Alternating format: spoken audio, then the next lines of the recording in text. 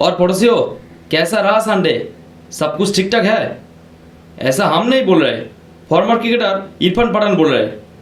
India Pakistan match হবে আর আপনি ভাববেন যা আজ মাত্র ইন্ডিয়া 119 করেছে, এই রান তো পাকিস্তান নিমিষেই 14-15 ওভারে তুলে নেবে। এই খেলা দেখে আর রাত জেগে লাভ নেই, ঘুমিয়ে পড়ি। কিন্তু কথায় আছে না, পিকচার আবি বাকি হ্যায়। সেই 2022-এর পুনরাবৃত্তি আবার 2024-এ। কেউ কি ভেবেছিল এই ম্যাচ, এই টান টান রুদ্ধশ্বাস ম্যাচ এখানে পাকিস্তান হেরে যাবে? যেখানে উইন প্রেডিক্টটা দিয়ে দিয়েছিল প্রায় ইন্ডিয়ার হয়ে 8% আর পাকিস্তানের 92%, সেইখান থেকে আবারও ইন্ডিয়ার বিজয় এবং পাকিস্তানের ইন্দ্রপতন ইন্ডিয়ার সামনে। বারবার ইন্ডিয়া কেন এই জায়গায় সাকসেস? এখানে পাকিস্তান কিন্তু বারবার এরকম জায়গা আমরা দেখেছি যে শেষ মুহূর্তে এসে ম্যাচ হেরে যায়। এর আসল কারণটা কি? তারা কি আদৌ মাঠে নামে ম্যাচ জেতার জন্য?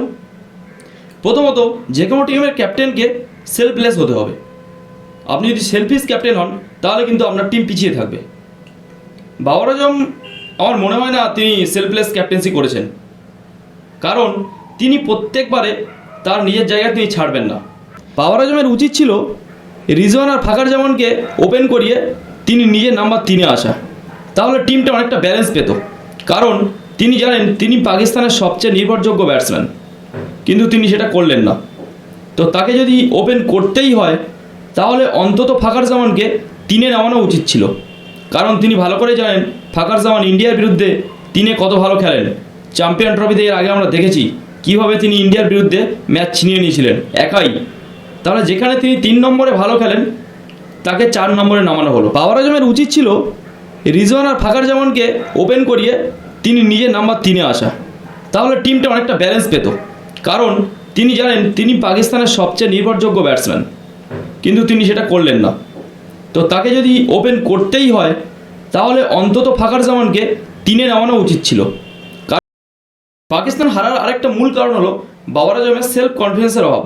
কারণ তিনি ভালো করেই জানেন যে 119 রান এই পিচে করা সম্ভব, যদি এই পিচে আপনি ধৈর্য ধরে খেলেন। এই পিচে আপনাকে টিকে থাকতে হবে। এখানে 4-6 মেরে ম্যাচ জেতানো সম্ভব নয়। এখানে 1 রানকে 2 রান করতে হবে।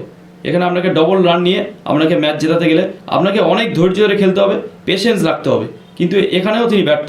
তিনি শুধু এটা জানেন তা না, ম্যাচ শেষে সাক্ষাৎকারে রবি শাস্ত্রীকে তিনি বলেছেন যে বল ভালোভাবেই ব্যাটে আসছিল, খুব একটা অসুবিধা হচ্ছিল না, কিন্তু আমরা প্রচুর ডট বল খেলেছি, আমরা এই ম্যাচটা জিততে পারিনি শেষ পর্যন্ত। একটাই কারণ, আমরা প্রচুর ডট বল খেলেছি আর আমরা পাওয়ার প্লেটা ভালো খেলতে পারিনি।